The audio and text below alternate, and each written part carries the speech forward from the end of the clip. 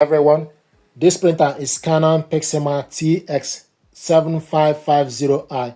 I want to show you how to reset this printer to factory default setting.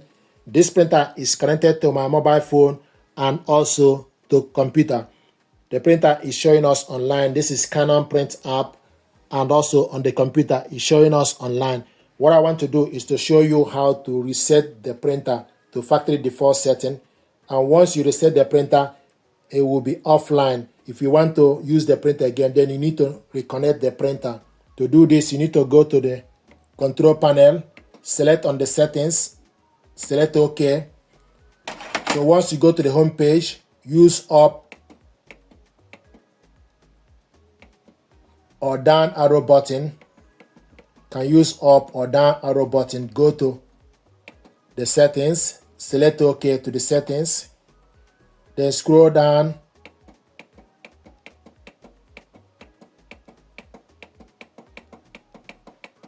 to device settings, select OK. Scroll down to reset. Reset settings, select OK. It will show you web service setup only, LAN settings only, or reset all. So scroll down to select reset all, select OK, reset settings, select yes. Processing, please wait.